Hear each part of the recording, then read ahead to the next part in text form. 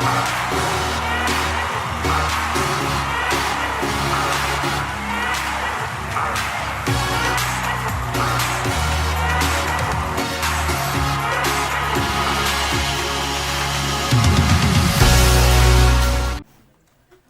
now I'm 28 years old as a Christian.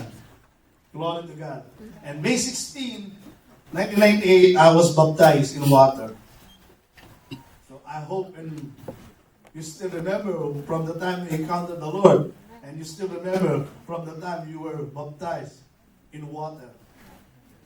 And from there, everything became different in my life. It is a 180 degrees changes from glory to glory. I never backslided from that time, and I never went absent.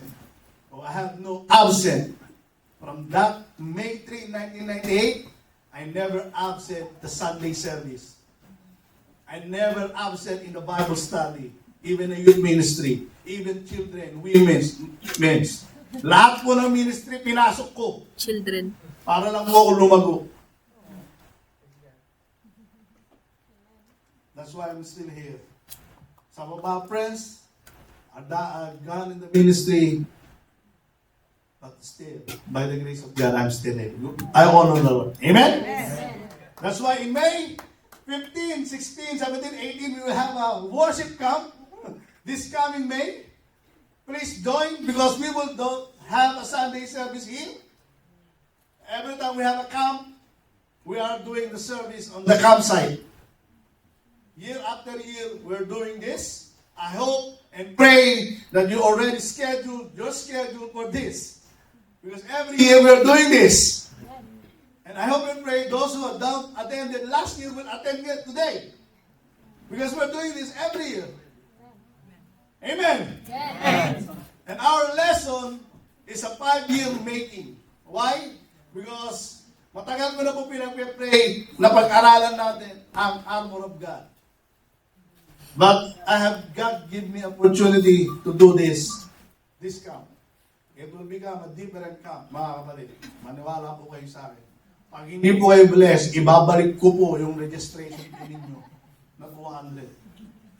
Maniwala kayo sa akin. Ibabalik ko ba ng doble pag hindi kayo na-bless. Yan ang challenge ko sa inyo. At saka pag umating kayo ng camp, babata kayo ng 10 years. Yun.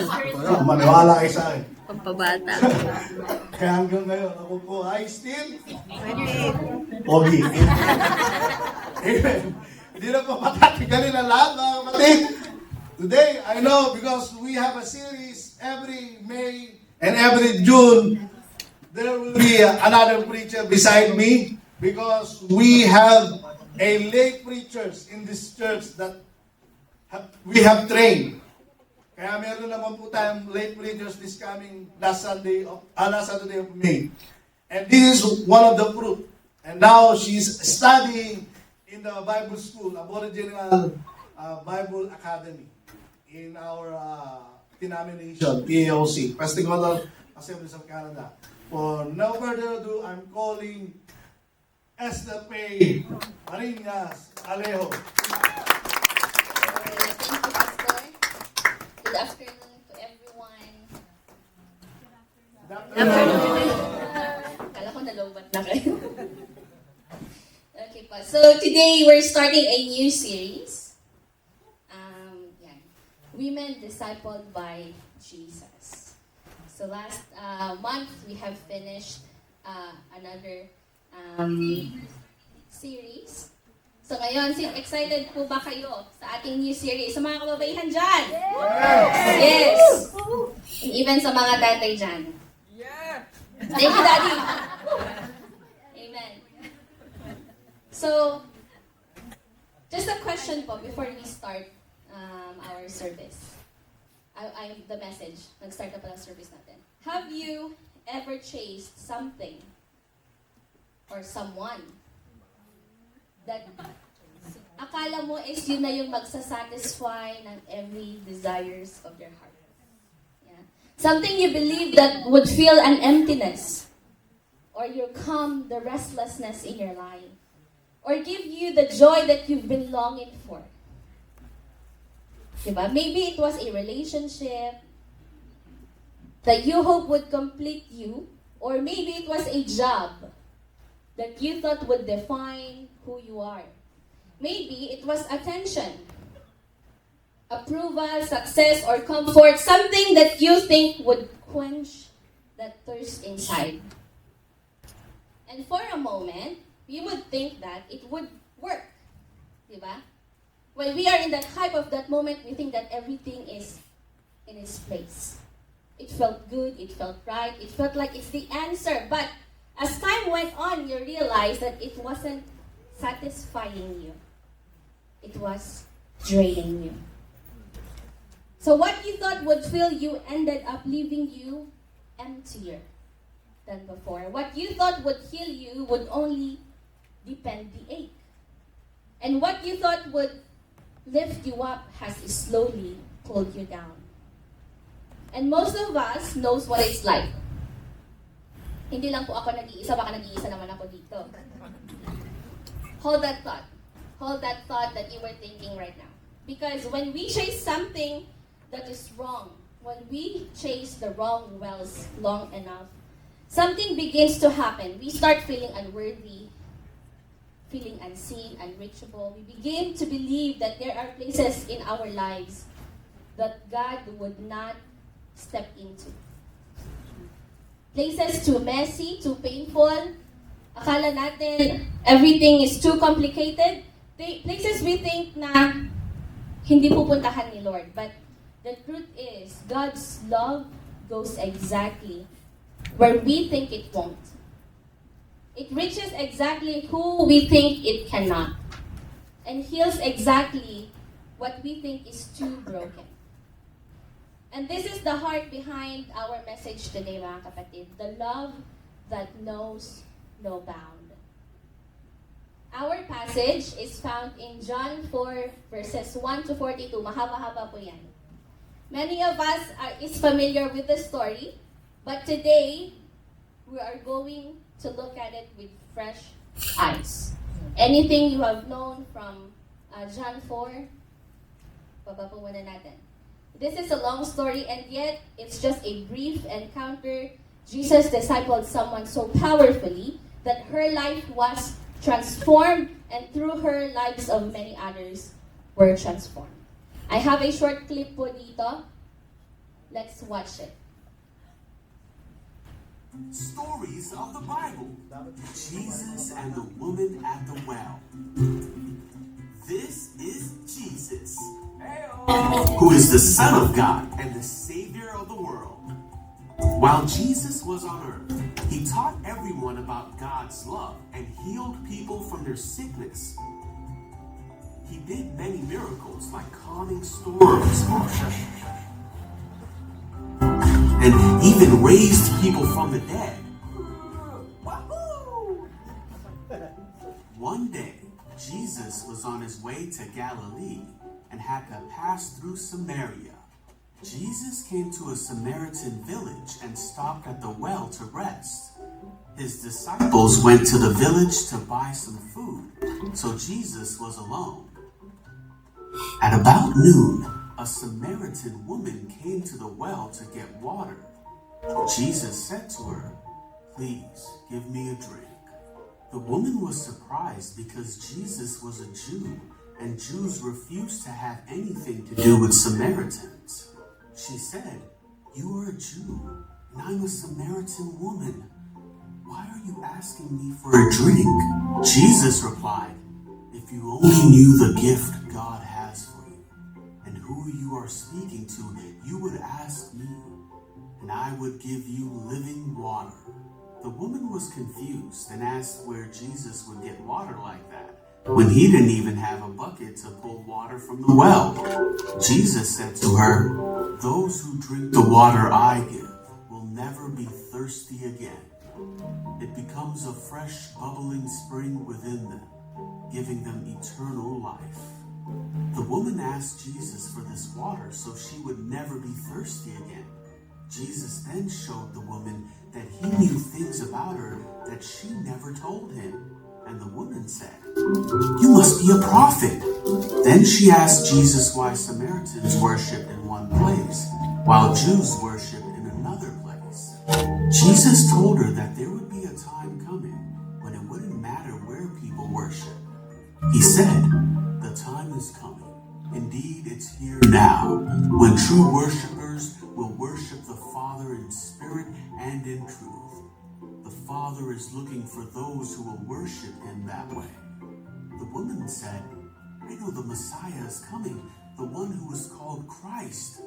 When he comes, he will explain everything to us." Jesus told her, "I am the Messiah." Just then, Jesus' disciples came back. They were shocked to find him talking to a woman, but they were too nervous to ask him why. The woman ran back to the village and told everyone to come see Jesus. She said, "He told me everything I ever did. Could he possibly be the Messiah?" Many Samaritans from the village believed in Jesus because of what the woman had said. When they came out to see him, they begged him to stay. So he stayed for 2 days, and many more heard what he had to say and believed in him. They said to the woman, "Now we believe, not just because of what you told us, but because we have heard him ourselves. Now we know that he is indeed the Savior of the world." Amen. Hallelujah. Let us pray. Heavenly Father, Lord, thank you, Lord God, for today. Thank you, Lord, for the message, Lord, that you have implanted in my heart. I pray, O Lord, that I may deliver this message, O God, with your wisdom, O God. Not my words be heard, but may your words be heard, O God. In Jesus' name, amen. Amen. So, we can see po that this encounter that they had, yung pinalood natin na cartoons, it was not by mistake, but it is a destined one. Jesus' actions were all measured. Alam natin yan. Precise ang Panginoon. On time ang Panginoon. He chose to leave Judea because it wasn't time yet for open conflict with the Pharisees. We can see po John 4:1.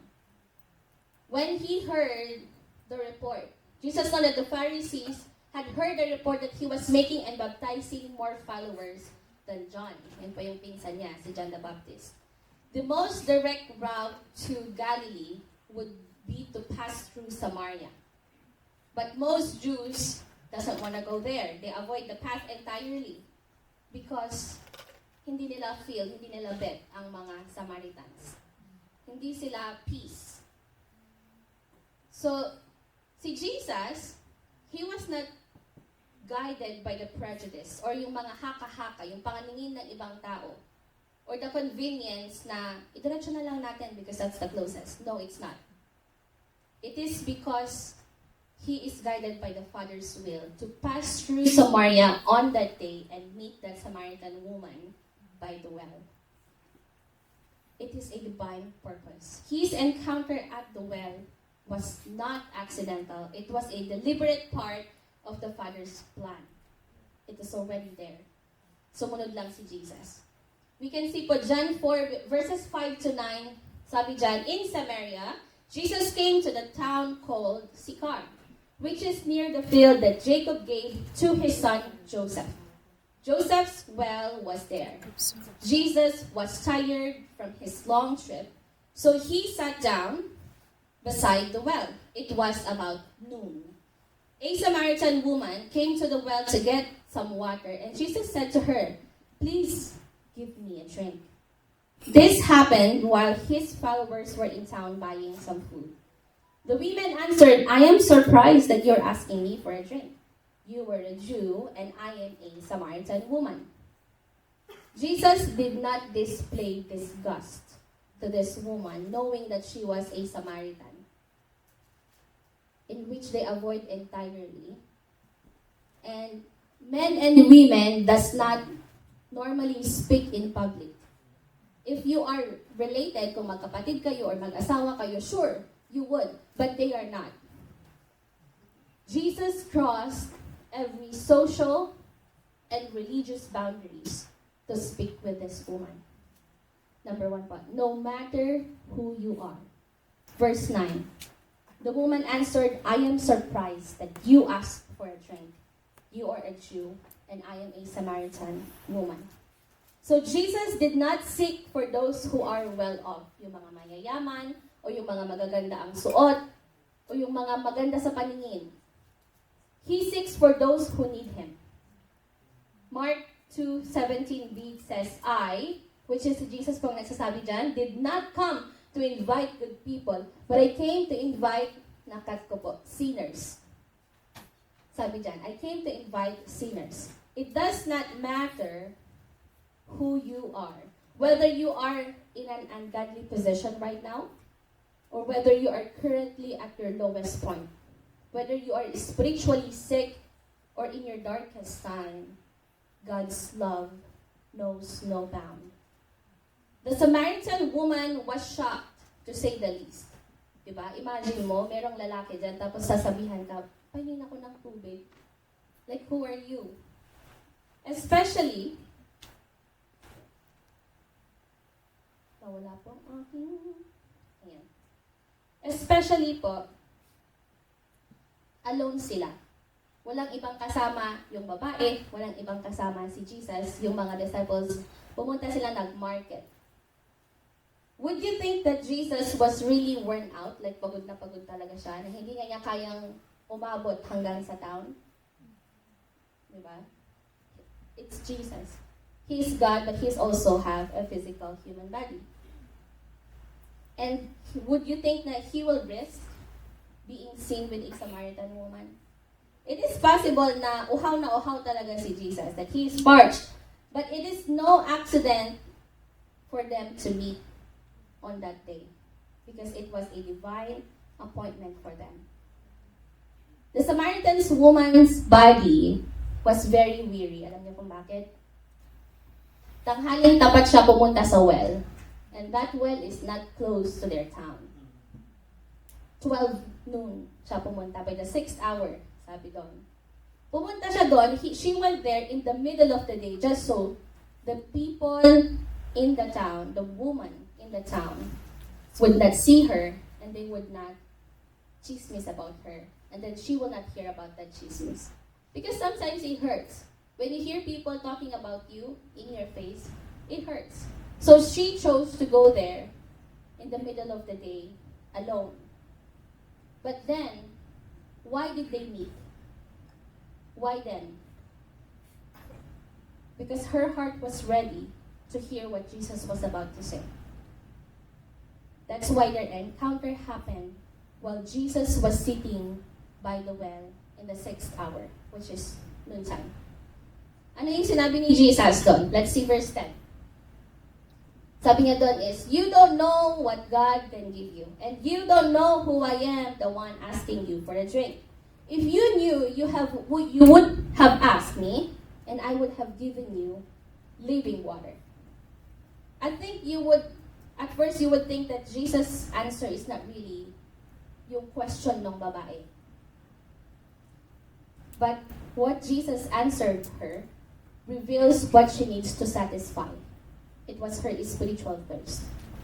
In our context, sometimes the answer we get from God is not really the answer we are looking for or we are asking for, but it's the answer of the things that quenches our thirst na hindi natin alam. Verse 11 says, Sir, where will you get this living water? The well is very deep and you don't have anything to get water from. So Jesus introduced living water to this woman, but she does not get it. She does not hear what Jesus is saying because her mind was closed to the idea that you have to have something to get something. Diba? Para bang yung sinabi niya that you have to have a bucket to get water from this big well. Her mind cannot comprehend. Hindi niya maintindihan at that time that she does not have to have something to receive the living water that Jesus offers, but to let go of everything. Ulitin ko po yan. We do not have to have something to receive the living water that Jesus offers. All we need to do is to let go. But then again, the Samaritan woman, she's trying to be witty, she's trying to be smart, or even sarcastic, we can say. Yung sagot niya sa verse 12, sabi niya, "Are you greater than my ancestor Jacob? He is the one who gave us this well. And he drank from it, his sons drank from it, and the animals has drunk from it." Her mind is still focused on the physical things that this well can give, but not the spiritual that the man beside the well can give. She is boasting of the well her ancestors created, which is si Jacob, thinking that no one will ever surpass this feat. Yung ginawa ni Jacob, wala nang makaka-over. The well has provided for a lot of people and even a lot of animals. Well, ano po yung sinagot ni Jesus? Let's see verse 13 to 14. Sabi niya, "Everyone who drinks this water will be thirsty again, but anyone who drinks the water I give will never be thirsty again. The water I give people will be like spring flowing inside them. It will bring them eternal life." Amen. Jesus' answer almost shattered this Samaritan woman's boasting platform. Alam mo yun, pag nagmamalaki ka na, wala na, ako na to, pinakamataas na ako. But then Jesus came into the picture. He's more grandeur, He's more majestic than the things we boast about. Amen. He is bigger, He is greater than Amen. all of the things na pwede natin ipagmalaki combined. When she heard that Jesus responded like that, she got excited. Sabi niya, "Sir, give me this water. Then I will never be thirsty again and won't have to come back here and get water." Still at this point, ang iniisip pa rin niya is physical water. Maybe she was thinking, "Ay, hindi na ako babalik dito. Hindi ko na makikita yung mga marites. Doon na lang ako sa bahay na para bang meron siyang unlimited source of water na parang nakasaksak siya ng nawasa." Nakakapag-connect siya ng nawasa. All that she ever imagined was to steer clear away from the conversations of other people. Like, just isolate herself there. She had water, she would live. She may have selected hearing kasi hindi niya narinig yung last na sinabi. Sabi niya, "The water I give people would be like spring flowing inside them. It will bring them eternal life." But wait, saan natin narinig yung eternal life na yan? In the story on John 3:16. Sino ang kausap niya dyan? Nicodemus. Nicodemus. That's right. He was talking to Nicodemus, who was also spiritually thirsty that night that he met Jesus. This eternal life has a condition. As sabi sa John 3:16, everyone who believes in Him would not be lost but have eternal life. Those who believe in Jesus, the Son of God, will have eternal life. And the spring flowing from the inside represents the Holy Spirit. Basahin po natin John 7:37-39. Sabi dyan is, the last day of the festival came. It was the most important day. And on that day, Jesus stood up and said loudly, "Whoever is thirsty may come to me and drink. If anyone believes in me, rivers of living water will flow out from their heart." That is what the scripture says. Jesus was talking about the Spirit. The Spirit had not been yet given to the people because Jesus had not been raised to glory. But later, those who believe would receive the Spirit. So that spring of flowing water, that that living water, is the Spirit. Jesus introduced Himself and the Holy Spirit to this Samaritan woman. Just as Jesus told Nicodemus to be born again is about spiritual rebirth. Yes, mahaba po yung story, but within this we see a beautiful thing, that no matter who this Samaritan woman was, she encountered Jesus in a completely natural and personal way. Walang acting, walang set up.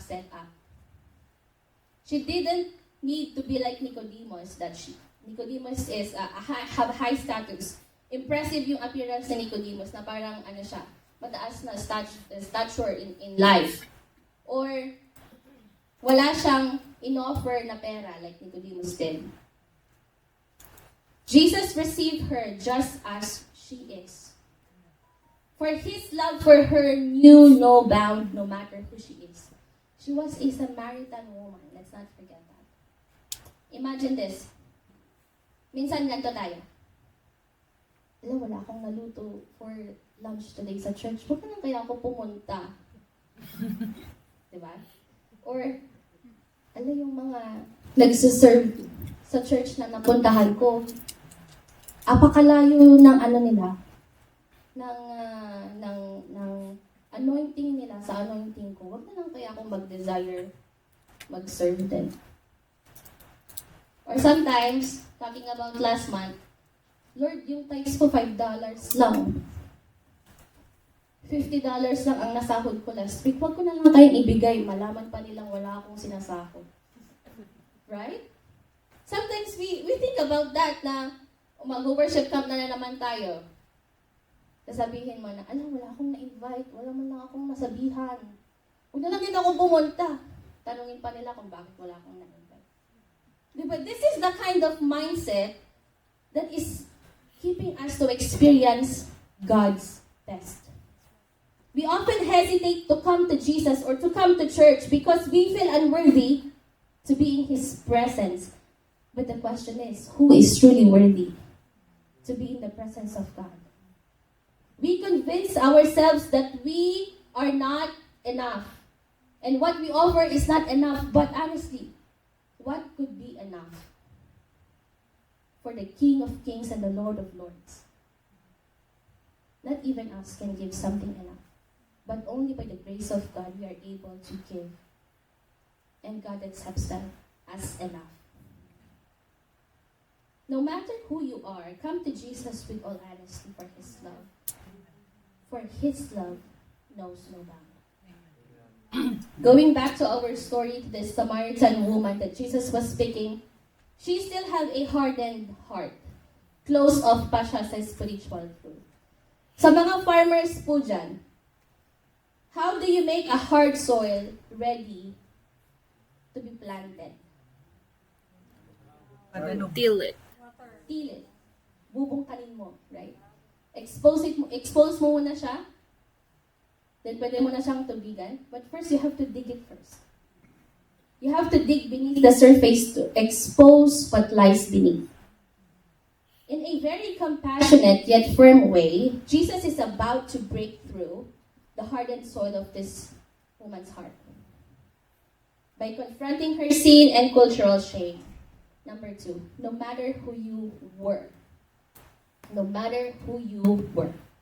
In verse 16 to 18, it says here, "Go get your husband and come back." The woman answered, I have no husband. But Jesus said to her, "You're right to say that. You have no husband. That's because although you had 5, the man you live with now is not your husband. That much is the truth." So imagine meeting someone for the first time, then tatanungin niya sa'yo, kunin mo yung asawa mo. Di ba lang yung una tinanong kung may asawa ka na ba? Or nasa the right age ka na bang mag-asawa? Di ba? But, tinanong niya diretso, bring your husband. Go get your husband.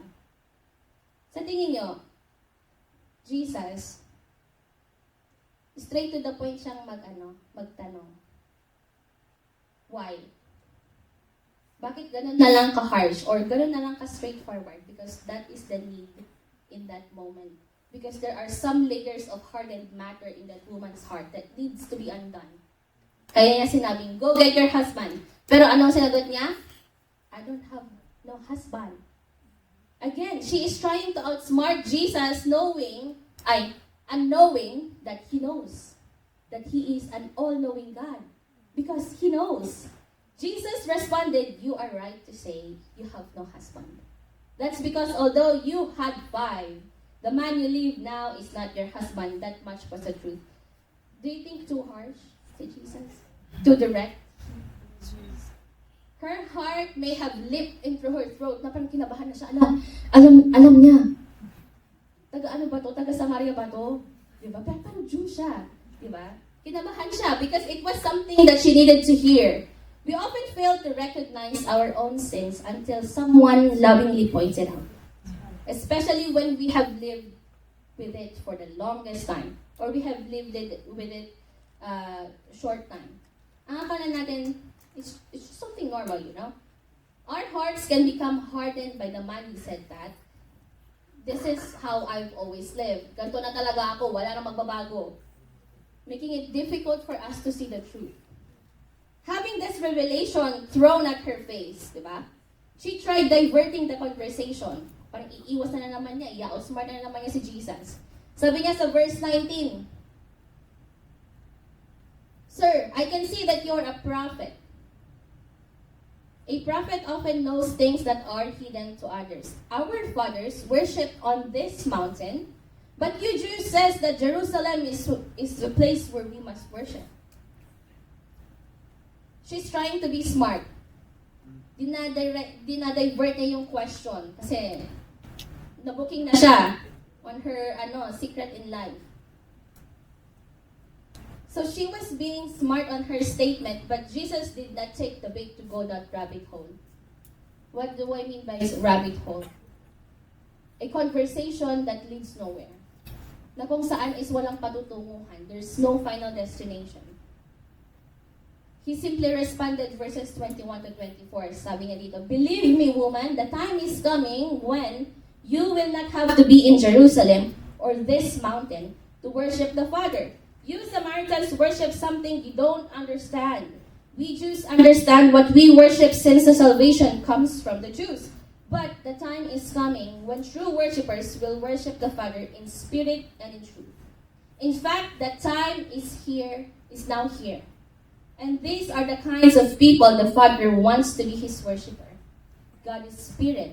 So the people who worship Him must worship in spirit and in truth.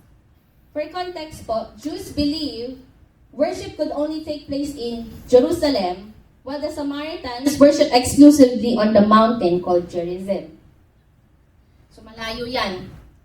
Jesus explained that once His mission is fulfilled, worship will no longer be tied to a specific location, debunking her statement of division. Like, ina-unmask niya, nire-reveal niya yung question niya about division.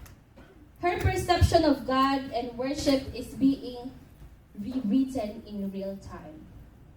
Unlike Nicodemus, she was uneducated because she is a woman. But she was clever. She is poor, marginalized, and living in sin. Yet all those who worship in spirit and in truth belong to God because He desires their worship. For a woman that has been rejected and overlooked by society, this is an incredible uplifting message for her. It's like a rain of heaven breaking through the darkness. Alam mo yan? Yung mga moments sa movie na kung saan sad na siya and then a ray of sunshine comes. Ganun yung pakiramdam niya. Kasi sabi niya, I know that the Messiah is coming. Sabi niya sa verse 25, when He comes, He will explain to us everything. Despite everything that this strange man, which is Jesus, na nakilala niya in the well, all of the things that He revealed to her in a brief encounter, she could not bring herself to ask outright if this man is the Messiah. She was carrying this fragile hope na sana siya ang Messiah. But she could not bring herself to ask. Why? Because maybe she will be wrong. Maybe she will be rejected. Natakot siya. So when she asked, she worded her question carefully, almost like nahihiya, hoping that He would be the one to unveil His identity. Verse 26 says, He is talking to you now. I am the Messiah. That's what Jesus said. Imagine her face lighting up when Jesus has mentioned to her that I am the Messiah. She was waiting for this man all her life. Imagine that one hope that you are asking for, you've been praying for, is already at hand. Nasa harap mo na. She is no longer ashamed of what she has done. Because dali-dali siyang pumunta sa town. And then sinabi nga sa mga tao doon that he told me everything I ever did, this man in the well. So minsan po, our lives are not always rainbows and butterflies, happy, di ba? We stumble. We hurt someone. We speak things that we cannot take back. And sometimes our heart breaks. And others' hearts breaks because of us. And to us in this room, ano po yung life verse ng church natin?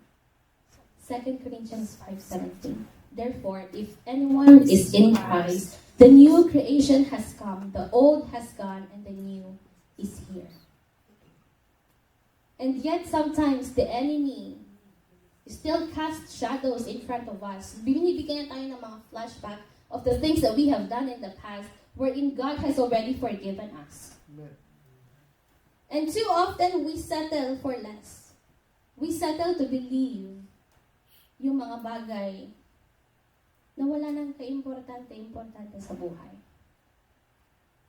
I've watched a movie called Pretty Woman, and Julia Roberts said, bad things are easier to believe. Why? Kunyari, just for an example. Pumasok tayo sa church today.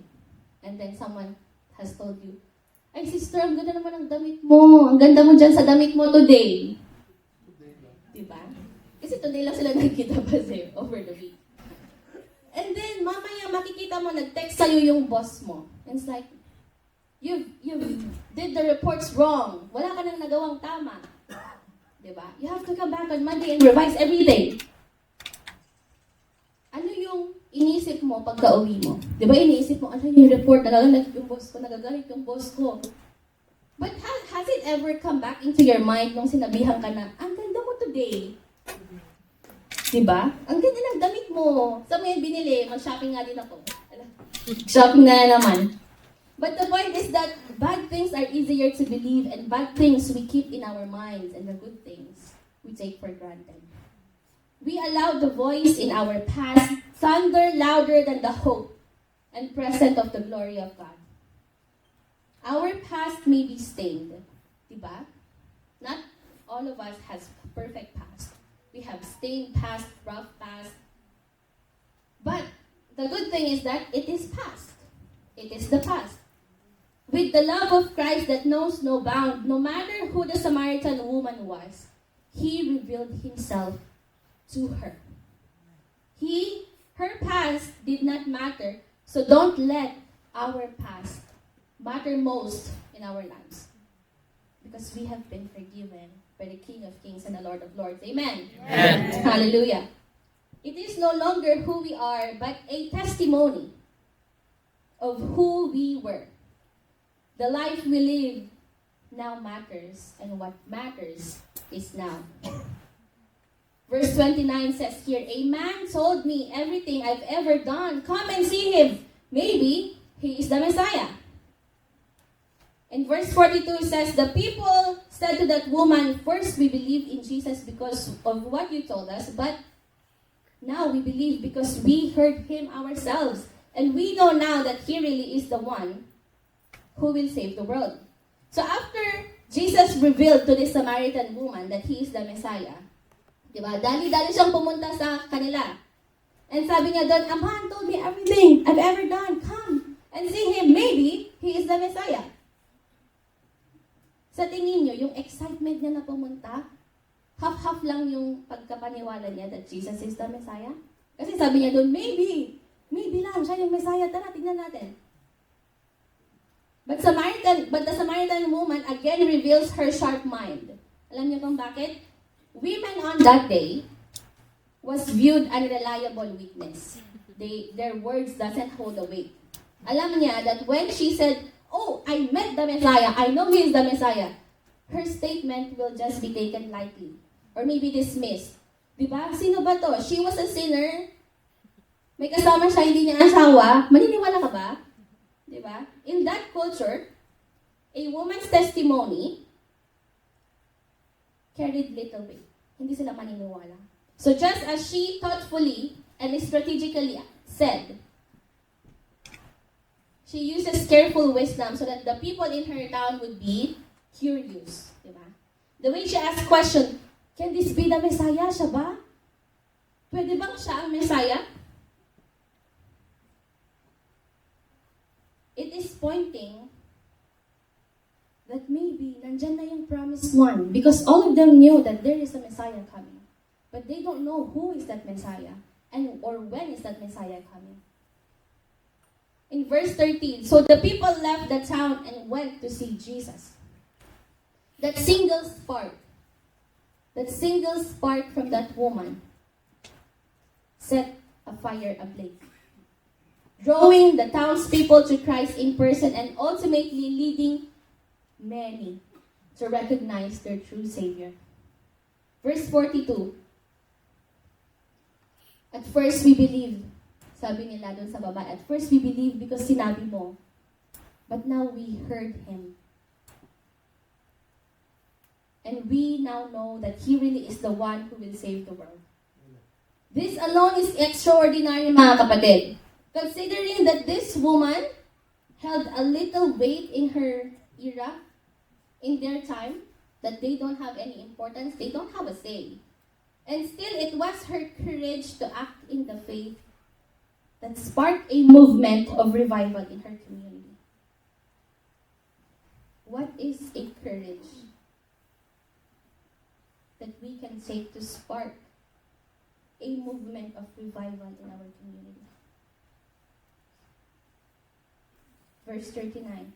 Many of the Samaritan people in town believed in Jesus, and they believed because of what the woman had told them about Him.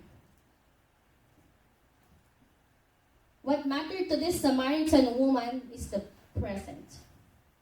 Both being her current situation na kung saan is nakasama niya, nakita niya face-to-face ang Messiah, and also the gift, yung regalo, that knowing the Messiah is here and He gives living water. For us today, can we think of something that matters most? Diba, maybe iisipin mo, ano naman kayang lulutuin ko mamayang gabi? Nag-request na naman ang asawa ko ng ganito. Wala pa kami pambili. Diba? Or maybe isipin natin, alam, worship camp na naman. Wala akong budget. Saan ko kukuha ng budget? Maybe these are the things that are occupying our minds right now. Or maybe sabihin natin, Monday na naman bukas, magtatrabaho na naman ako, mapapagod na naman ako. Ang dami nating complain, right?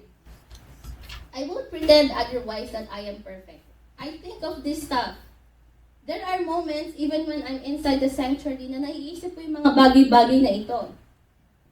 Nung nag-aaral pa ako on my first semester, I always think that I have an assignment due Sunday, 11:59. And ako naman, hindi ko naman pa ginawa bago pa mag 11:59. Gagawin ko pa like an hour before 11:59. So yun yung mga iniisip ko. Iniisip ko yung sasakyan namin, bi-weekly ang bayad.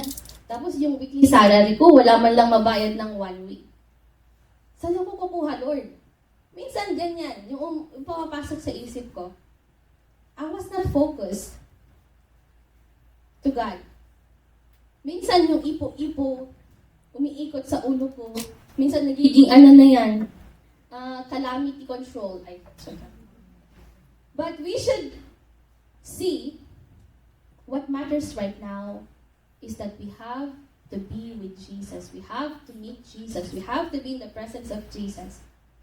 Because He is the one who can give us strength, who can give us wisdom and sustenance that our soul longs. Yeah. Minsan yung mga iniisip-isip natin, We're trying to do it by ourselves, but we cannot see that Jesus is here and He's ready to give it. He's ready to give it. Just let go of the things that are filling you up right now. As I looked deeper into the life of this Samaritan woman, it became clear that her past, every failure, every whispered rumor, held no power. The shame that once dictated her every step suddenly lost its grip. What matters, what shattered the chains, wasn't her own strength, nor some slow turning of faith, yung kanyang kapalaran. No, it wasn't that. It was an explosive revelation that the Messiah is standing before her.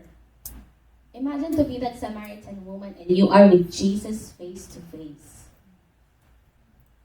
It's such a joy in the heart. Imagine that Samaritan woman being shamed all of her life. And then he met the man with all the answers of all of her questions. Her identity, her future, her perspective of God was rewritten then and there. And in that breathtaking moment, she discovered a truth fierce enough to break any story open. Jesus' love knows no bound. We are called to carry that same boldness this Samaritan woman found at that well. To proclaim Jesus in our lives without hesitation, mga kapatid. Our past should not chain our feet or silence our voice. Instead, it should become a living testimony.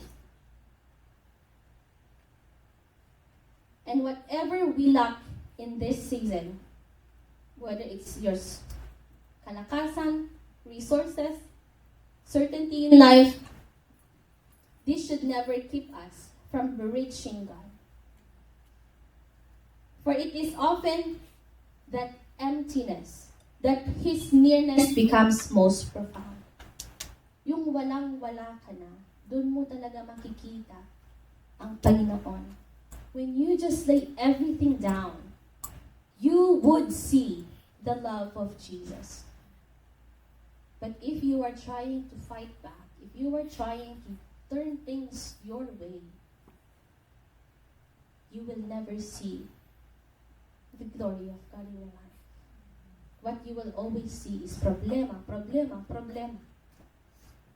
But once we learn to let go of everything, surrender everything, and meet the man who has everything we ever wanted, it will change our lives.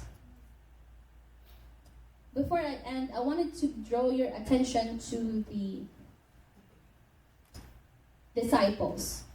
Diba? In this story, Jesus, the Samaritan woman, and the disciples. Verses 27, 31, and then 38. Sabi then,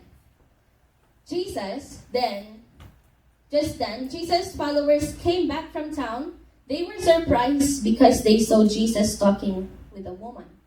And no one of them asked, "What do you want? Why are you talking with her?" While the woman was in town, Jesus' followers were begging him, "Teacher, eat something." But Jesus answered, "I have food to eat that you know nothing about." The followers asked themselves, "Did someone already bring him some food?" Jesus said, "My food is to do the one who sent me wants me to do. My food is to finish the work that He gave me to do. When you plant, you always say, 4 months more to wait before we gather the grain. But I tell you, open your eyes and look at the fields. They are ready for harvesting. Even now, the people who harvest the crops are being paid. They are gathering crops for eternal life. So now the people who plant can be happy together with those who harvest. It is true when we say, one person plants, but another person harvests the crop. I sent you to harvest a crop that you did not work for. Others did the work, and you get the profit from their work. So these disciples that Jesus were with has been with him for several months. They learned from him, they see him do his miracles. They are the one closest to Jesus and knew who he truly is, that he is the Messiah, the Son of God, the Son of Man. And yet, despite all that, when they came back, they only brought back food, but they did not bring any soul. Unlike the Samaritan woman, who convinced her whole town to come and see Jesus. At times, we find ourselves like the disciples. On fire tayo with passion and everything. We're surrounded by fellow believers. But then, we have a quiet and hesitant heart when we step outside of this walls. When we step outside our comfort zone. When we step outside the company of other believers. Outside, our courage, they flicker. We hesitate. We shrink back. We look away, and for a moment, you say, Lord, nahihiya kasi ako. Lord, parang walang kwenta naman yung testimony ko.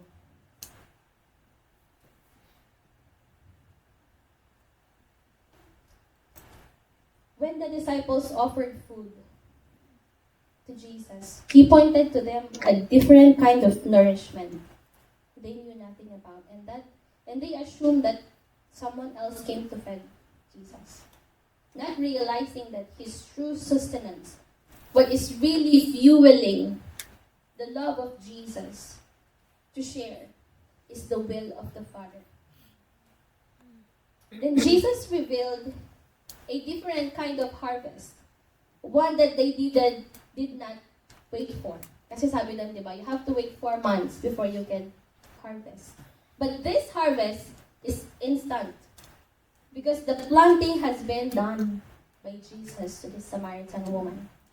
The fields were ready with souls for eternal life.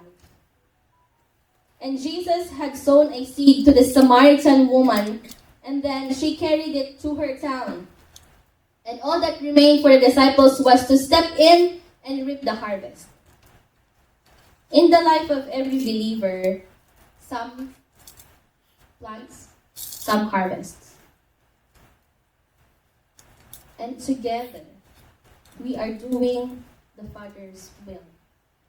Dapat wala doon, ako yung nag-share dyan, bakit kayo ang nag-harvest? There should not be that kind of attitude. Because we are one in Christ. We are the body of Christ. And we have one hand. That no matter where church this person goes, when you share the word of God to them, we should be grateful. Amen. We should be grateful that they found a house where they belong. What hurts should be that they never went to any house at all.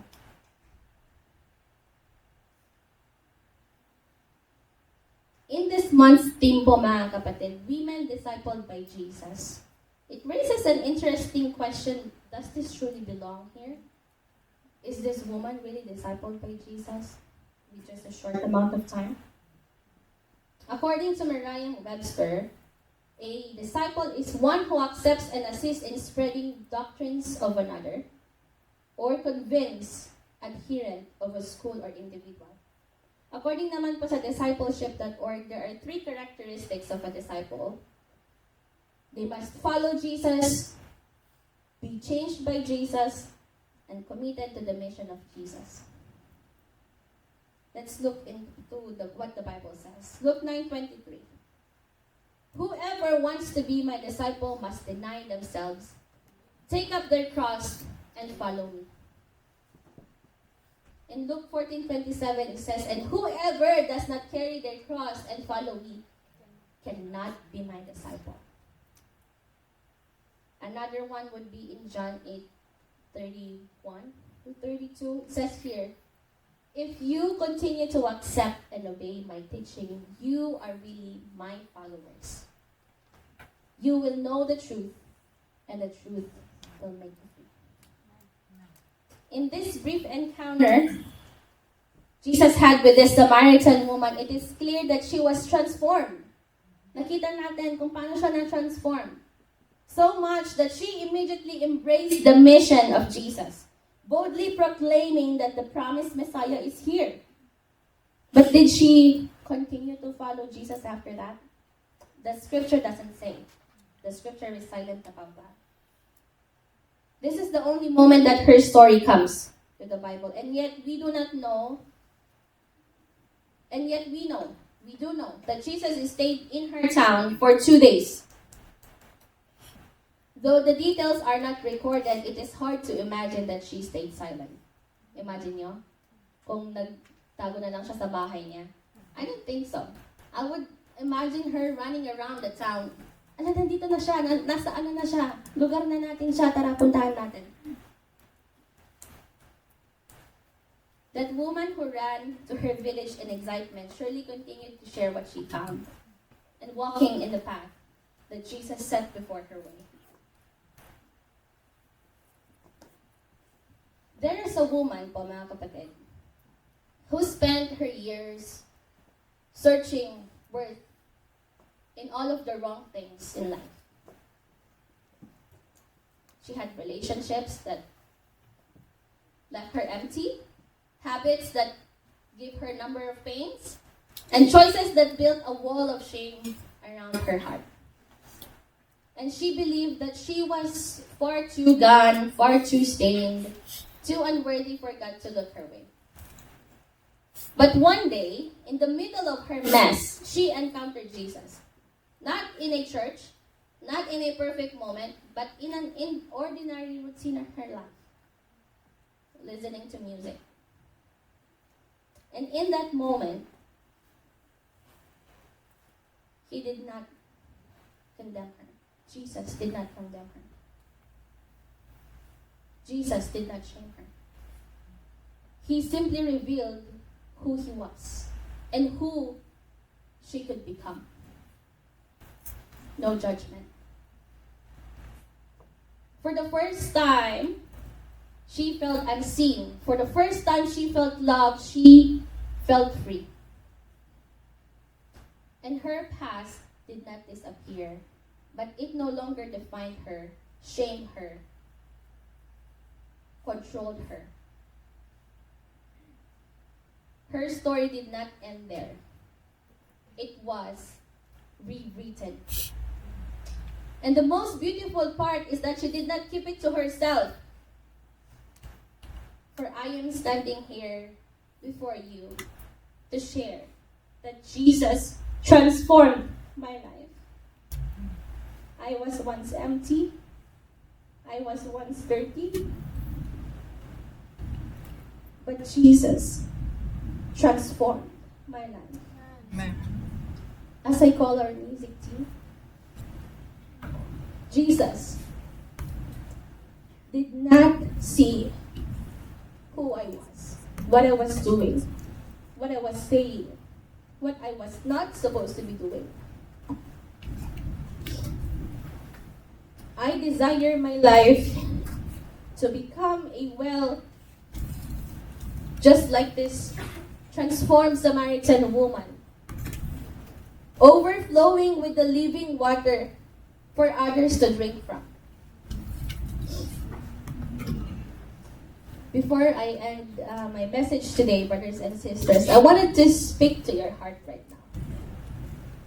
If you could just give me a moment to listen in.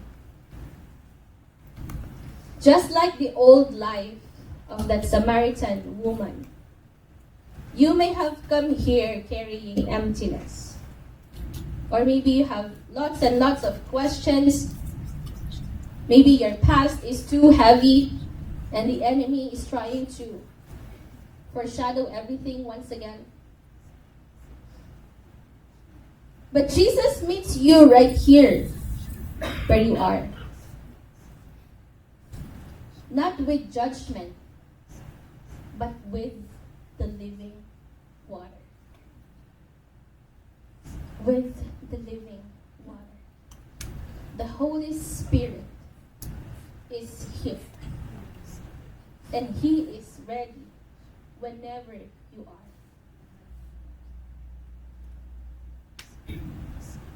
It no longer mattered who you were before you came to know Jesus or the sins that we have asked for forgiveness.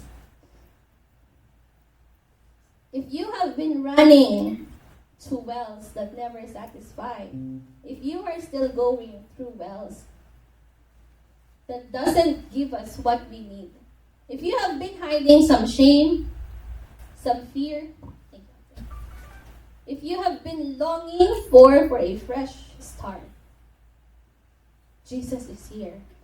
Amen. And He is calling you now. This is your moment to lay down that jar of water that you came to get today. If you have been expecting something,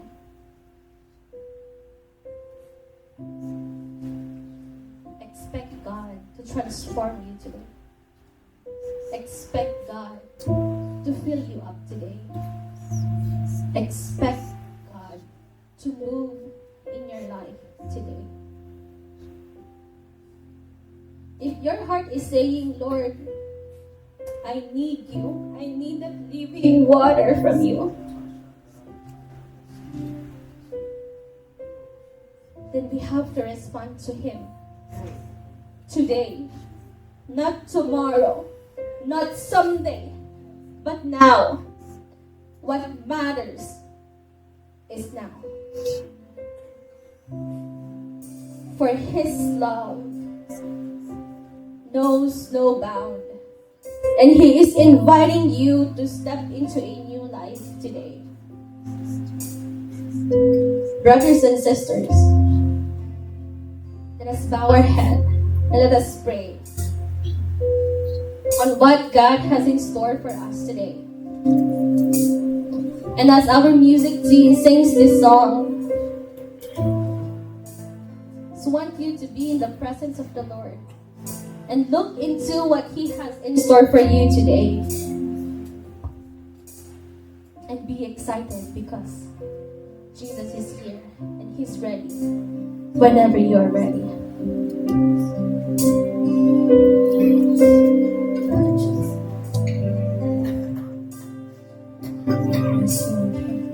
Jesus, continue, brothers and sisters, to dwell. Let the Holy Spirit fill us today as we sing this song. I just want to speak the name of Jesus over every heart and every mind. 'Cause I know there is peace within your presence. I speak Jesus.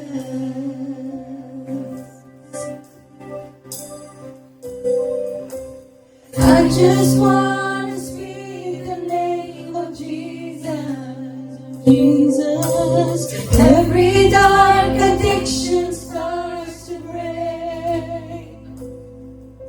Declaring there is hope and there is freedom. I speak Jesus.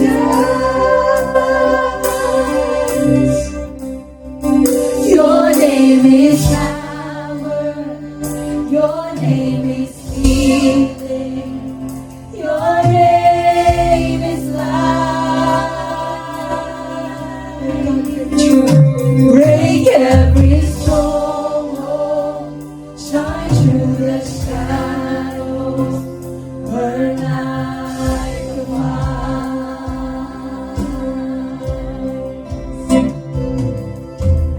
I just want to speak the name of Jesus over fear and anxiety, over fear and all anxiety.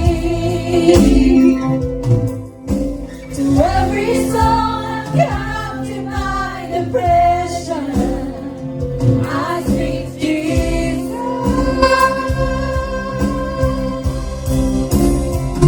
Your name is power. Your name is healing. Your name is life.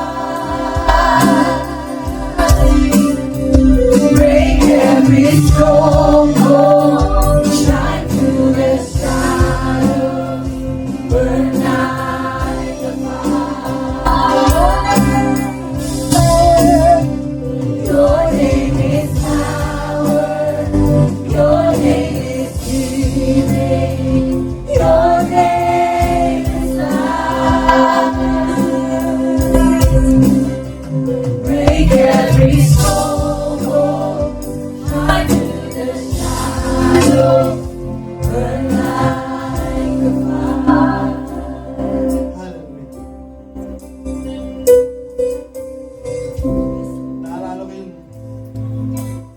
sinasabi lagi ng pastor ko,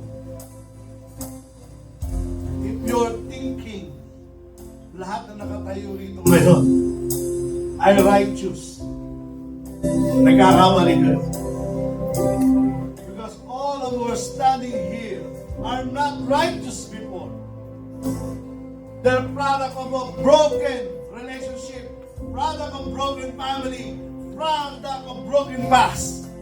But all of them were changed by God. All of them are now complete, not broken anymore. Because God made them whole. Lagi niyang binibiro sa akin si Bong ay produkto ng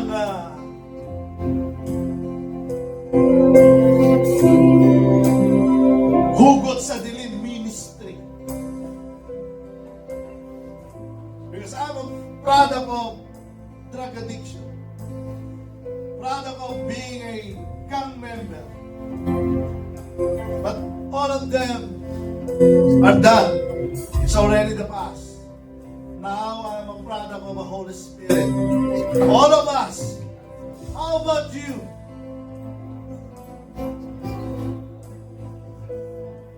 How about you, church? It doesn't matter who you are. It doesn't matter where you came from. But the matter right now is here. And the future that God wants to give you. Because His love has no bound. It has no boundary. That's why He died. Ang sabi nga ng mga magagaling kung bakit ang kanyang kamay ay nasa kaliwa at yung kanyang kanan ay nasa yung kanan ng kamay niya ay nakaganito rin. Kung bakit nakabukas yun? Because God can love you from east to west, from south to north. He can love you. From glory to glory, from eternity to eternity, God can love you. That's why if you think you're not loved, God will always love you. Hallelujah. Come on, church. Hallelujah. Come on, let's pray. Let's pray. Let's speak to God. Let's receive. Hallelujah. Receive the healing of God. The healing of spiritual healing, emotional healing, the healing of the past. Because the mountain is down and the